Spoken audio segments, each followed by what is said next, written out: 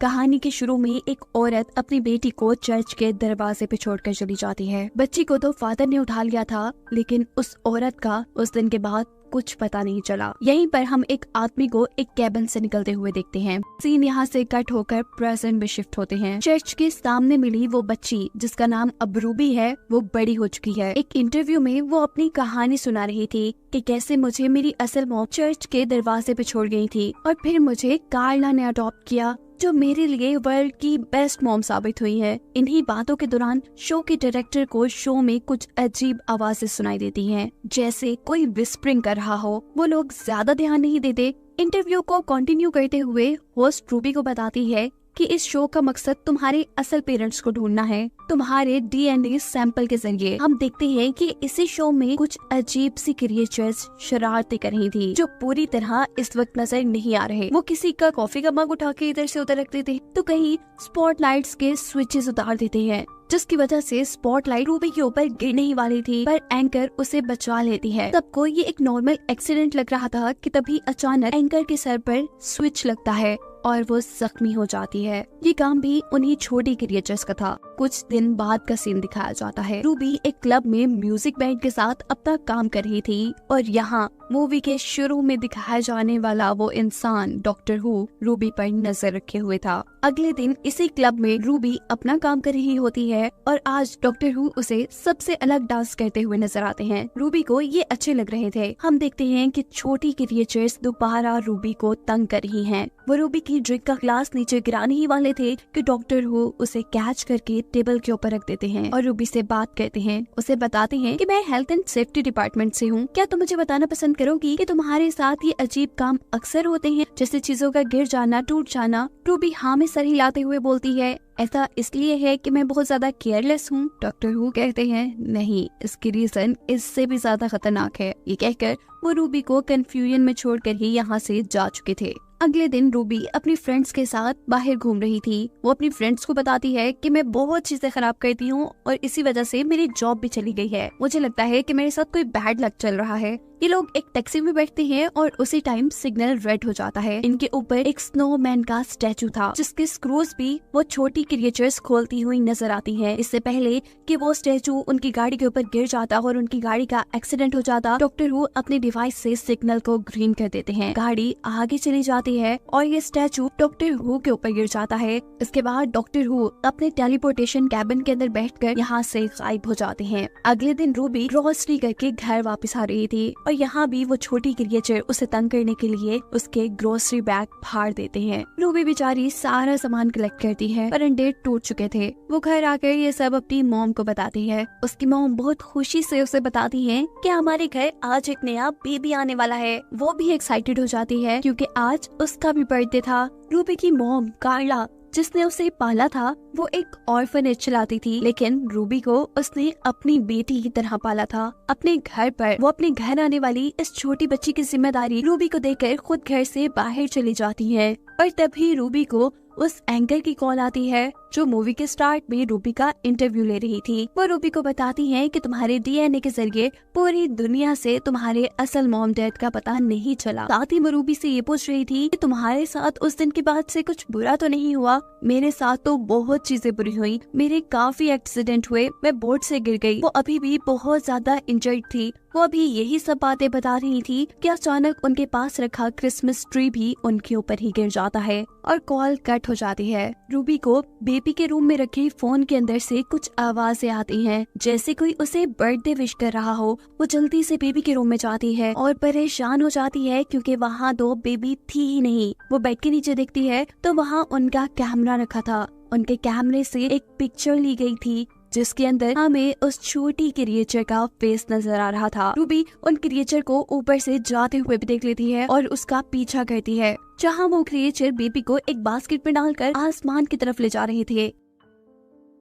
Ruby भी उनकी सीढ़ी के ऊपर चढ़ जाती है और हम देखते हैं कि यहीं पर डॉक्टर हू भी आ जाते हैं, जो रूबी का पीछा करने की कोशिश करते हुए रूबी से पूछता है, आसमान से लटकी हुई इस सीढ़ी के ऊपर क्यों चढ़ रही हो? रूबी कहती है वो क्रिएचर्स बेबी को ले जा रही है। डॉक्टर भी जंप करके उसी सीढ़ी के ऊपर चढ़ जाते हैं और रूबी को इन क्रिएचर्स के बारे में बताते हुए कहते हैं कि इनका नाम गॉब्लिन है। अब रूबी को इस सीढ़ी के ऊपर लटके रहने में भी मुश्किल हो रही थी। डॉक्टर उसे अपने ऐसे ग्लव्स देते हैं जो आराम से रूबी का सारा वजन उठा सकते थे। ये सीढ़ी आसमान में उड़ने वाली एक शिप के साथ अटैच थी। डॉक्टर हु कहते हैं कि ये गॉब्लिन्स का ठिकाना है जहाँ पर गॉब्लिन्स बच्चों को खाते हैं और अब तो वो हमें भी खा जाएंगे। रूबी ये सुनकर डर जाती है और गॉब्लिन सीढ़ी से उन्हें ऊपर की तरफ खींच लेते हैं। गॉब्लिन्स ने इन दोनों को कैद कर दिया था। रूबी डॉक्टर से कहती है कि आज मेरा बर्थडे है। ये सुनकर डॉक्टर उसे बताते हैं कि अगर आज तुम्हारा और उस बच्ची का दोनों का ही बर्थडे है तो इसी इत्तेफाक की वजह से गॉब्लिन्स ने उस बच्ची को उठाया है,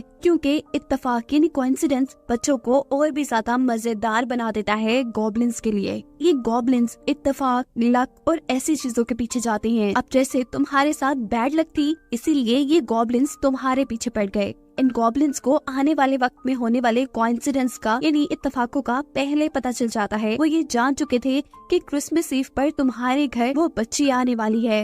रूबी सवाल करती है कि आपको इतना सब कुछ कैसे पता? डॉक्टर कहते हैं कि ये सब मैंने अभी मालूम किया है। डॉक्टर हु ने इस टाइम अपने आप को भी छुड़वा लिया था, साथ ही रूबी को भी। वो यहाँ अपने गैजेट्स की मदद से इन दरवाजों को खोलने की कोशिश करते हैं, पर यहाँ पे कुछ भी मेटालिक नहीं था और उनकी डिवाइसेस मेटल्स पे काम करती थी। वो अब अपना दिमाग लगाते हैं और एक रस्सी को जोर से खींचते हैं और ऐसे ये लोग इस कैद से आजाद हो गए हैं। रूबी ने डॉक्टर को बताया था कि वो 2 बच्चे पैदा हुई थी और अब डॉक्टर के मुताबिक गॉब्लिन्स 2 बच्चे ही इस बच्ची को खाने वाले थे। ये लोग एक टनल के जरिए उस बच्ची को बचाने के रास्ते में थे और तभी उन्हें एक बेल की आवाज सुनाई देती है। 2 बजने में भी सिर्फ 3 मिनट रह गए थे।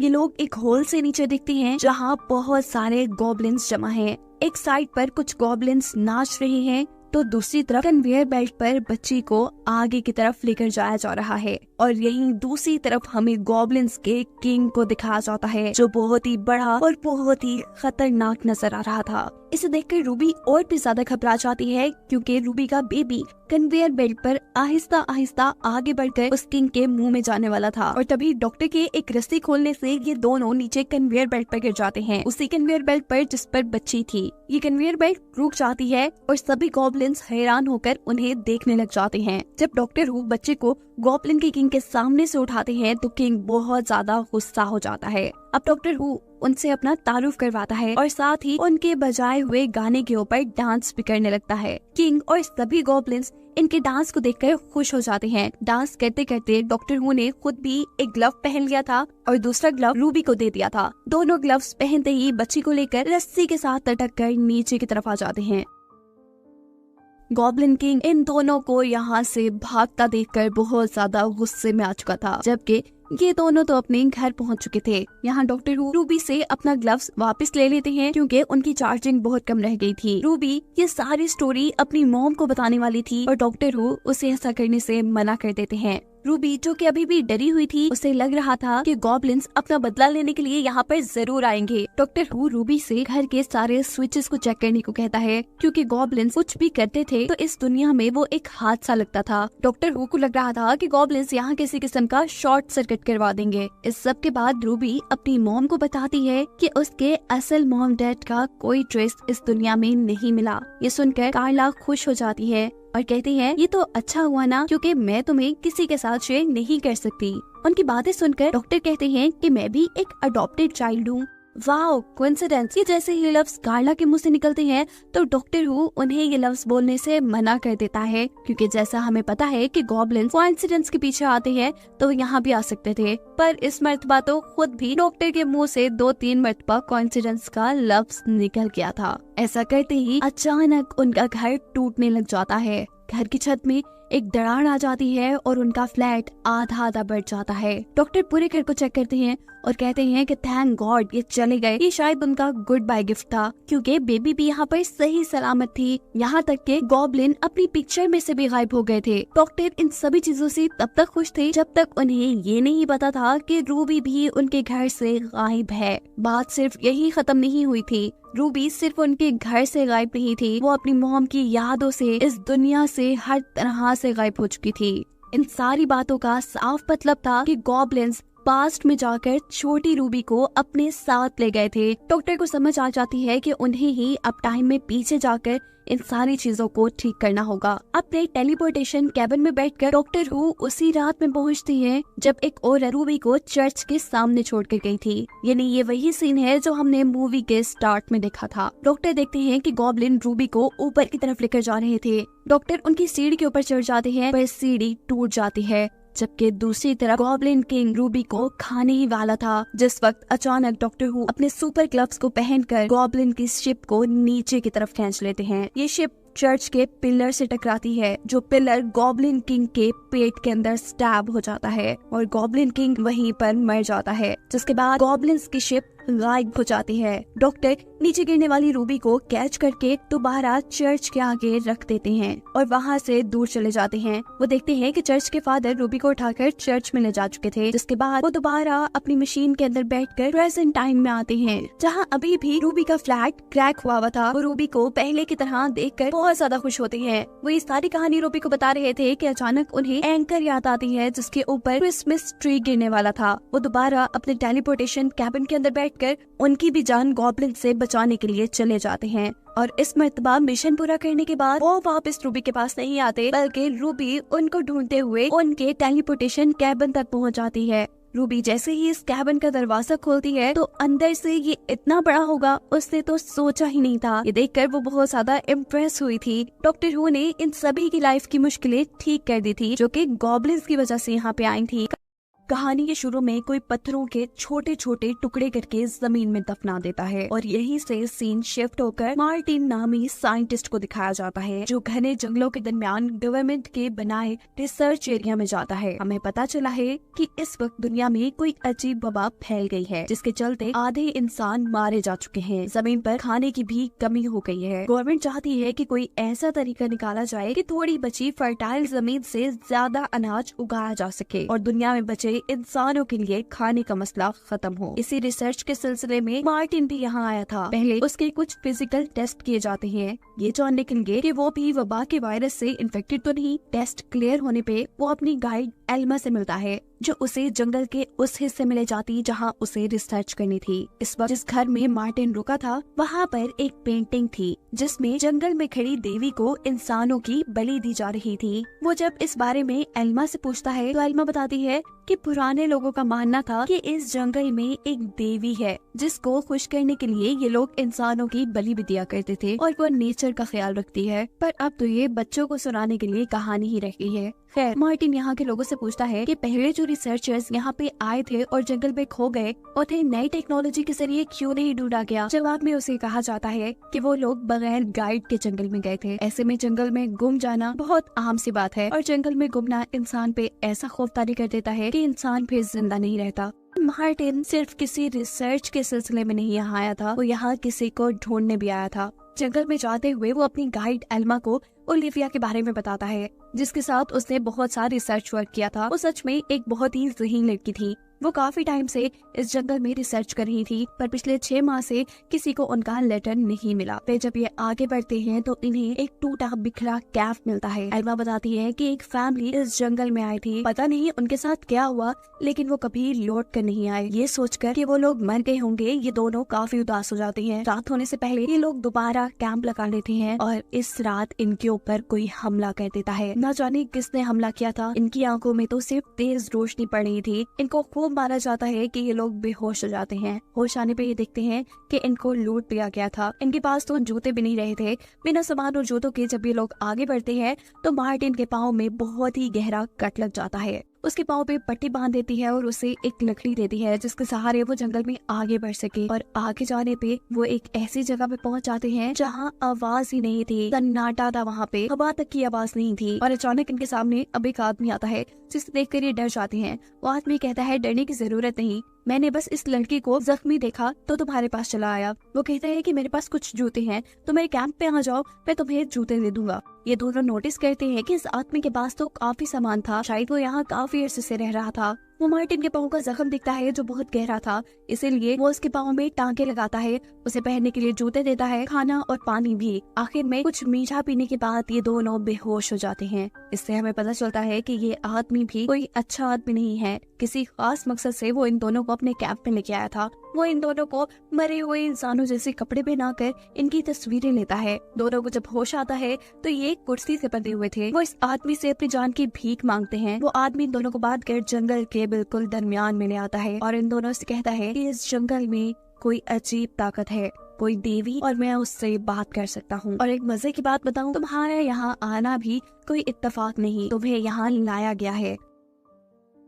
खैर, इन सब बातों के बाद वो मार्टिन से कहता है कि तुम्हारे पैर का जख्म काफी खराब हो चुका है, तुम्हारा इन्फेक्शन पाँव की उंगलियों में फैल गया है जो कि मुझे काटनी पड़ेगी। मार्टिन और एल्मा उसे ऐसा करने से मना कर रहे थे, लेकिन वो एक नहीं सुनता और मार्टिन के पाँव की 2 उंगलियां अपनी कुल्हाड़ी से काट देता है। मार्टिन को इतना दर्द हुआ था कि वो तो बेहोश हो चुका था। अब वो आदमी मार्टिन को यहाँ से बाहर ले जाता है, उसको अजीब से कपड़े पहना देता है, इर्द गिर्द अजीब चीजें रख देता है, ऐसे जैसे अब वो मार्टिन की बलि देने वाला हो। जबकि दूसरी तरफ एल्मा अपनी कुर्सी के पास पड़ी हुई ब्लेड को बहुत मुश्किलों से हासिल करती है, अपने आप को छुड़वाती है और मार्टिन को बचाने के लिए बाहर जाने ही वाली थी कि यहाँ पर वो बुरा आदमी आ जाता है, जिसके ऊपर हमला करने के बाद वो मुश्किल से ही सही पर मार्टिन के पास पहुंच जाती है और उसे भी छुड़ा लेती है। मौका पाते ही ये दोनों भागते हैं जंगल की 2 अलग अलग डायरेक्शंस में। मार्टिन तो पाँव पे लगने वाली चोट की वजह से काफी आहिस्ता आहिस्ता चल रहा था, जबकि एल्मा तेज भाग रही थी। यह आदमी एल्मा के ऊपर अब तीर से हमला करने ही वाला था कि तभी मार्टिन उस आदमी का ध्यान एल्मा से हटाने के लिए उसे आवाज देता है। अब वो आदमी मार्टिन के पीछे पड़ चुका था। मार्टिन तेज ना भागने की वजह से अब जंगल में छुपने की कोशिश कर रहा था और वो आदमी मार्टिन को मारने की। तभी उसे जंगल में एक माइक नजर आता है। मार्टिन उसमें मदद के लिए चिल्लाता है और अचानक वही तेज रोशनी उसे नजर आती है और अचानक कोई सूट पहनी हुई लड़की उसे बचा लेती है। ये और कोई नहीं थी बल्कि साइंटिस्ट ओलिविया ही थी, जिसे ढूंढने के लिए मार्टिन यहाँ तक आया था, उसके साथ ही रिसर्चर। ये लोग कुछ ही देर में एल्मा को भी ढूंढ लेते हैं। मार्टिन इससे पूछता है कि तुमने बाहर की दुनिया से कांटेक्ट खत्म क्यों कर दिया? तो ओलिविया जवाब देती है कि मैं यहाँ पर काफी बिजी हो गई थी, मुझे यहाँ पर कुछ मिला, कुछ ऐसा जिसकी वजह से मुझे लगता है कि दुनिया अब बदल जाएगी। ओलिविया बताती है कि मुझे यहाँ काफी अजीब पत्थर मिले हैं और साथ ही मुझे यहाँ काफी अजीब फ्रीक्वेंसीज की आवाजें सुनाई देती हैं। मुझे लगता है कि यहाँ के दरख्त और हर चीज आपस में एक दूसरे से बातें करती है और शायद यहाँ पे ऐसी कोई ताकत है जो हमसे बात करना चाहती है। मैंने इन आवाजों को समझते हुए एक लैंग्वेज भी बनाई है। मार्टिन भी इन आवाजों को सुनता है और समझ जाता है कि ये आवाजें कोई आम आवाजें नहीं है। अपनी स्टोरी आगे बढ़ाते हुए ओलिविया बताती है कि मैं यहाँ अपने हस्बैंड के साथ आई थी, जिसका सामना तुम लोग कर चुके हो। हम लोग काफी टाइम रिसर्च करते रहे और फिर हमें एक पत्थर और एक किताब मिली, जिसे पढ़ने के बाद हमें यहाँ पे मौजूद एक ताकत का पता चला। इस ताकत की असलियत का पता चलाने के लिए मैंने तो साइंस का सहारा लिया, लेकिन मेरे हस्बैंड जादू में बिलीव करने लगे और अब वो उसी ताकत की, उसी देवी की पूजा करता है और उसे खुश करने में लगा रहता है। यही वजह है कि वो तुम्हें मारना भी चाहता था। ओलिविया कहती है कि मैं इस लैंग्वेज के जरिए बहुत करीब पहुंच चुकी हूँ। मुझे लगता है कि अब जल्दी ही मैं ये जान जाऊंगी कि वो ताकत हमसे क्या कहना चाहती है। ओलिविया की सारी बातें खत्म होने के बाद एल्मा मार्टिन से कहती है, मुझे इस औरत की बातों पे बिल्कुल यकीन नहीं, ये अपने शोहर की तरह ही अजीब बातें कर रही है। मुझे लगता है कि ये उस आदमी के साथ मिली हुई है और हम अभी तक खतरे में हैं। एल्मा कहती है कि हमें खुद भी यहाँ से निकलना चाहिए और इस औरत को भी यहाँ से ले जाना चाहिए। मार्टिन जब ओलिविया से सारी बात करने के लिए उसके पास जाता है तो वो एक नई कहानी मार्टिन को सुनाने लगी थी। वो कहती है कि तुम यहाँ आए नहीं हो, याद करो तुम्हारे आने से पहले तुम्हारे कान बचे होंगे, हमारे भी बचे थे और हम भी इसीलिए यहाँ आए। इन बातों से एल्मा और भी ज्यादा परेशान हो जाती है और वो मार्टिन से कहती है कि हम यहाँ से अभी और इसी वक्त निकल रहे हैं। जैसे यहाँ से निकलने ही वाले होते हैं तो जंगल के चारों तरफ से अजीब जहरीली गैस निकलना शुरू हो जाती है। ओलिविया कहती है, चले जाना यहाँ से, पर कुछ देर इंतजार कर लो, ये गैस जब खत्म हो जाए तब चले जाना।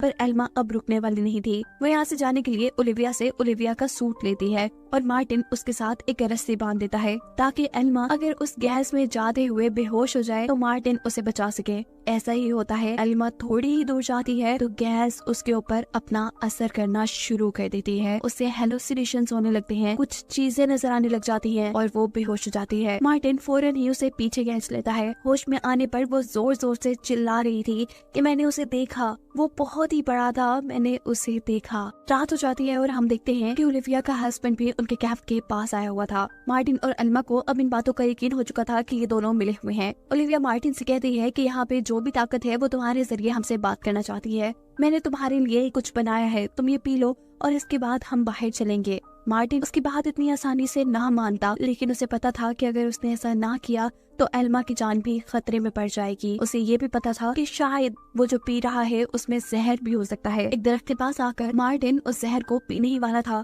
कि दूसरी तरफ एल्मा ओलिविया से कुछ बात करने के लिए जाती है। उसके सीक्रेट रूम में जाने पर उसे काफी लोगों की तस्वीरें मिलती हैं। ये वही लोग थे जो इस जंगल में गुमे थे और जिनकी लाशें एल्मा और मार्टिन ने इसी जंगल में देखी थी। एल्मा अब जान चुकी थी कि ये साइंटिस्ट अपने हस्बैंड से भी ज्यादा पागल है। अभी वो यही सब सोच रही थी कि यहाँ पर ओलिविया भी आ जाती है। वो बिना कुछ सोचे समझे ओलिविया के ऊपर हमला करती है और उसे जख्मी करके मार्टिन को बचाने के लिए बाहर आती है, जहाँ पर ओलिविया का हस्बैंड उसे तकरीबन मारने ही वाला था। वो बहुत ही तेजी से पहले ओलिविया के शोहर की आंख पे हमला करती है और फिर उसे मार देती है। मार्टिन की जान अब बच चुकी थी, जबकि ओलिविया के शोहर के मरने की वजह से यहाँ अजीबोगरीब धुआं फैल चुका था। इस धुएं से एल्मा को दोबारा हेलुसिनेशंस होने लगते हैं, उसे अजीबोगरीब ख्याल आने लगते हैं और वो बेहोश हो जाती है। और अगले दिन जब उसे होश आता है तो वो बिल्कुल ही बदल चुकी थी। उसके सामने ओलिविया थी जो उसे शुक्रिया कहते ही जमीन पर गिर जाती है, ऐसे जैसे उसे किसी अजीब ताकत ने आजाद कर दिया था और वो ताकत अब एल्मा के अंदर आ चुकी थी। वो अजीब लहजे में मार्टिन को आकर कहती है, चलो मैं तुम्हें इस जंगल से बाहर ले जाऊं। कहानी में अभी भी एक सवाल बाकी है कि आखिर एल्मा और ओलिविया के साथ हुआ क्या था। इस जंगल में सच में एक ताकत थी जो नेचर का ख्याल रखती थी और नेचर से प्यार करती थी, पर जब इंसानों ने नेचर को बुरी तरह तबाह कर दिया तब उस ताकत ने लोगों को अपनी तरफ बुलाना शुरू किया जो उसके कहने पे नेचर का ख्याल रखे। लेकिन ओलिविया और उसके हस्बैंड को ये बात ठीक से समझ नहीं आई। उन्होंने इस ताकत को खुश करने के लिए लोगों को मारना शुरू कर दिया और तब दोबारा नेचर ने एल्मा और मार्टिन को यहाँ बुलाया। कहानी के आखिर में हमने देखा कि एल्मा ने मार्टिन को मारने की बात नहीं की थी। इसका मतलब था कि उस ताकत को अब सही इंसान मिल चुका है जो उसके लिए नेचर का ख्याल रखे। जिसके साथ ये कहानी यहाँ खत्म हो जाती है।